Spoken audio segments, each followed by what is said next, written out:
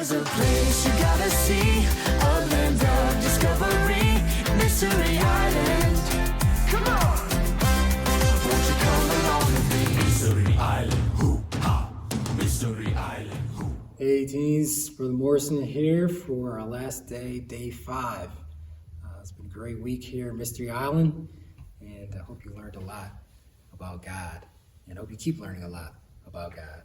So let's talk about some of the things we learned, right? We talked about first, on day 1, that God created everything, right? He's a great God that's above all of his creation. And we learned on day 2 that God is almighty. We learned a little bit about his power. We learned of his omniscience, his omnipotence. We learned that he's all-powerful, right? So we learned all these great things about God. And then we continue learning about the fact that he's ruler, right? He's the King of Kings, and he's holy and on his throne. And then, of course, day 4, we learned about the fact that God is with us. He's not just off somewhere watching what happens with creation, but he got involved, and he came down, and Jesus died on the cross for our sins so that we can be with God now forever when we place our faith in him. And today, we're kind of putting all that together and kind of going back to where we started, right? Why do we want to know all these things? Right? Why is it good to know all these truths about God and make sure that we're staying in the truth? And the reason is because it tells us that God is trustworthy once we understand these things. So let's look forward at our passage today, and you'll find it. It's one that's pretty familiar. It's found in 1 Samuel, and it's about King David before he was king, actually, David and Goliath.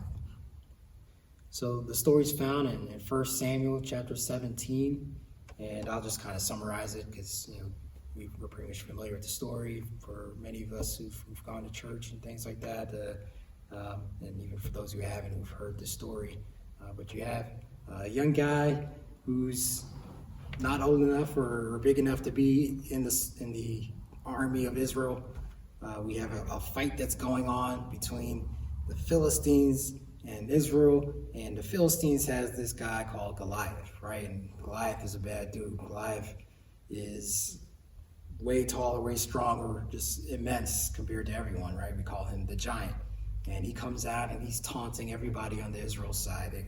They got a valley between them, and one's on one side, one's on the other side. You can imagine it. And Goliath comes down, with all his armor and his big spear, and just bigger than anybody else that's on the field. And he says, "Why don't you send somebody out here, Israel? Send somebody here who's going to come and fight me. And if I win, then all of Israel becomes slaves to the Philistines. And if the Philistines win, or if whoever you send beats me, then we all will serve you, Israel."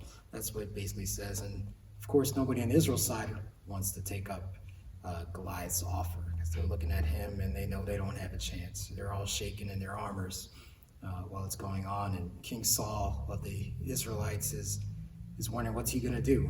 There's nobody there who's going to come out and fight this great giant. David goes down to basically bring some food to his brothers who are in the army, gets sent by his father. His father's concerned. He wants to know what's going on. So David comes bringing some lunch to the guys, a little bit, DoorDash delivery for these guys. While he's there, he sees this giant, and he sees how he's talking about Israel, and not just Israel, but the God of Israel, right? He's mocking them, and he's mocking their God.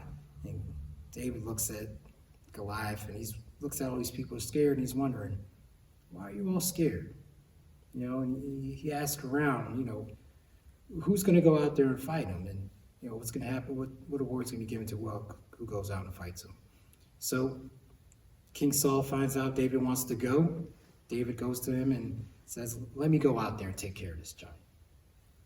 But Saul's like, "Look, you're just a young guy, right?" Because David, he's probably just a little bit older than some of you who are watching this at this time. And he said, "You're not ready to fight this guy. This guy is a grown, huge man, and he's been training to fight and kill people since he was younger than you, David. So don't go out there."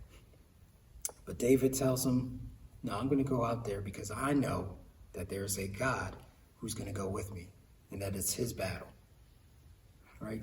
David knew God, and he trusted God. And he said that the same God that took care of me all my life is going to take care of me against this giant Goliath.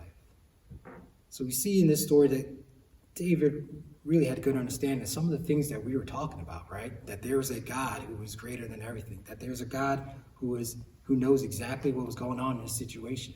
There's a God who has the power to help him in his situation. And there's a God who's going to be present with him right there if he goes out and faces Goliath.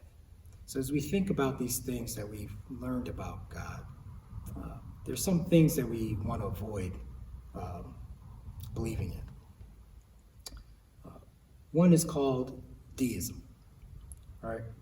And that's the idea of that is that God is far off from his creation. That he just set everything in motion and then he went off and did his own thing. Kind of like we talked about the Athenians and what they thought of the gods on Olympus. They were kind of just doing their own thing on Mount Olympus. We're all just here trying to survive in their world.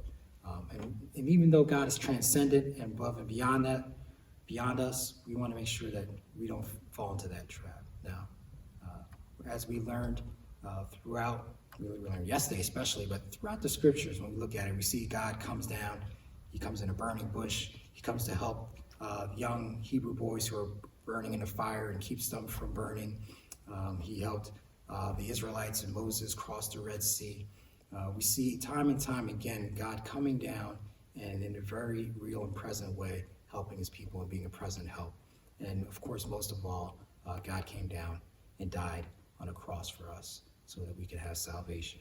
So he's not far off from us. He's there and he's reaching for us. At the other end of it, right, you have some people who believe that God is in his creation.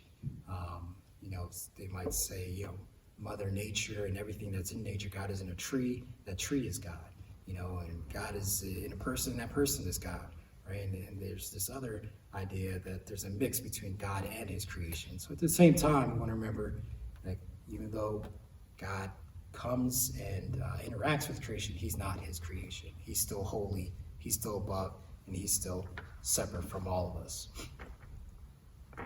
So what was it that led David, having the right understanding from God, to not be as scared as the other ones, to not be afraid like the other soldiers in the army?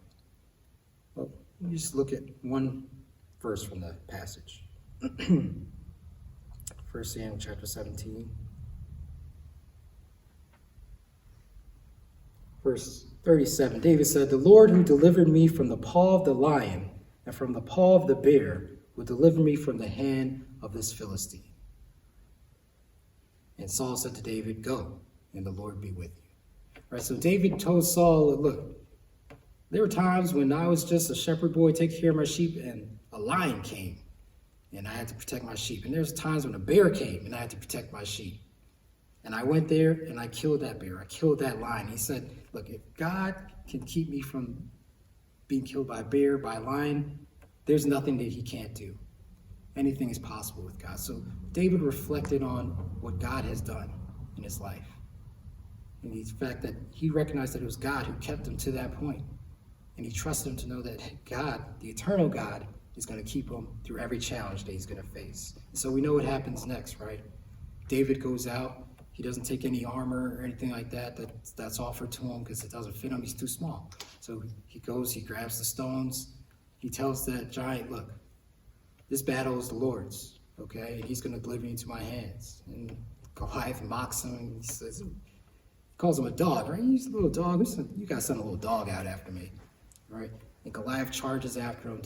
David fearlessly goes into the battle, picks up a stone, launches it into Goliath's head, and he takes down the giant, right? Understanding who the battle was and who he could trust. As we wrap up our study, recognizing that we want to be like David, right? We want to take all this knowledge about God and use it as an understanding that we want to trust God. right? In each and every situation in our lives.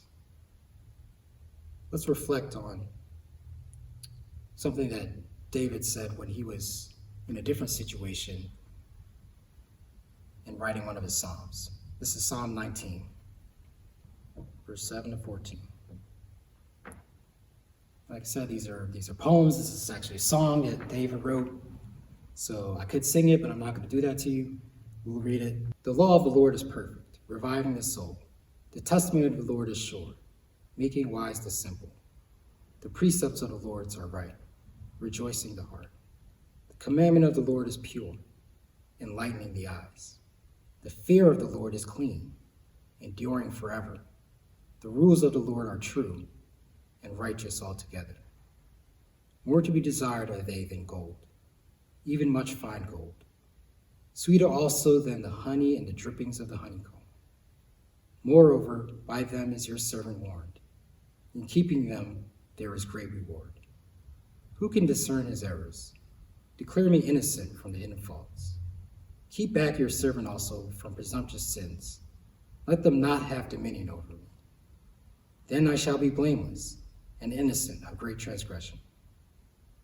Let the words of my mouth and the meditation of my heart be acceptable in your sight, O Lord, my rock and my redeemer.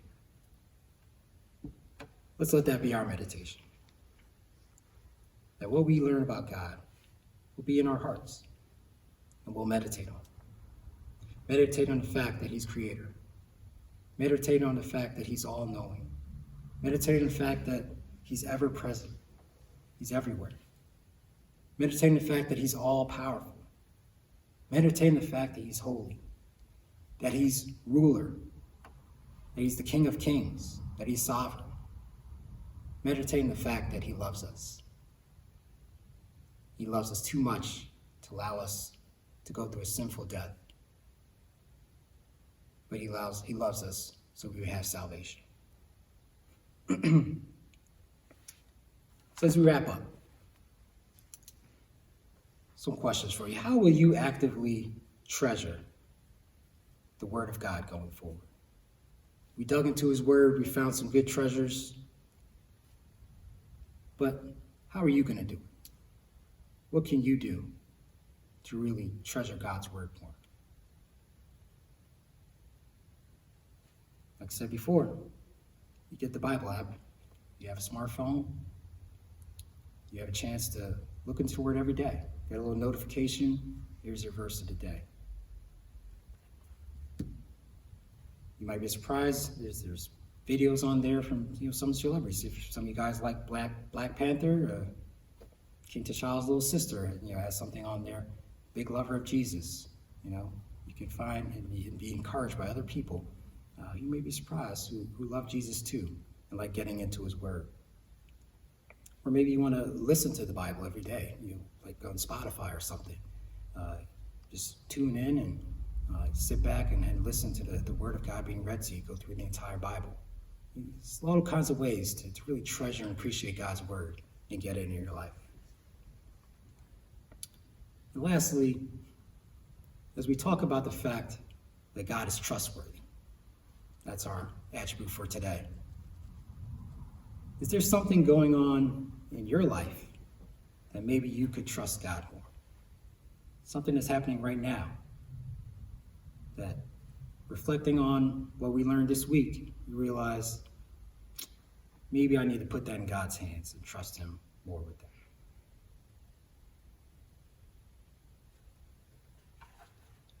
This year's a little board game that I got for my wife for Christmas, actually. But it's called Pandemic, right? And so it's about fighting a disease that takes over the entire world. Of course, when I bought that back in December, I had no idea that we'd be going through a time period where there's an actual pandemic that's hitting the earth. And it's changed a whole lot. It's changed everything, and a lot of people are worried about it. But knowing all the things we learned about today, we know we can trust God even through this situation. And you know what else? all these little things are viruses. There's always viruses going around the world. There's always all kinds of issues that are going on around the world. But the biggest issue that we all have since the fall is sin. And that's something that affects each and every one of us around the world. And that's the biggest issue that we face. And God did something about that by dying on the cross for us. So extend the invitation if you haven't done so. Most important thing we can learn this week is to trust God as our Savior, so we can trust Him forever. You can deal with the sin in your heart, so you don't have to die having to face the wages of that sin, which is death, and the penalty of that sin. But you can actually have a Lord who's going to step in and say, I took that sin for you, so you could be with me forever. So join us and continue learning more about God and how you can spread the knowledge of His truth, not just on Mystery Island, but around the globe. It's been a great week, guys. Again, Brother Morrison, and keep trusting in God. Take care.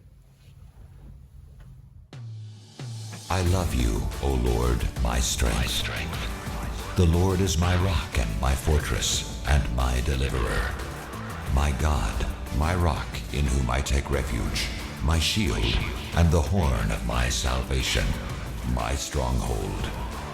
I call upon the Lord, who is worthy to be praised, and I am saved from my enemies. This God, His way is perfect. The word of the Lord proves true. He is a shield for all those who take refuge in Him. For who is God but the Lord? And who is a rock except our God?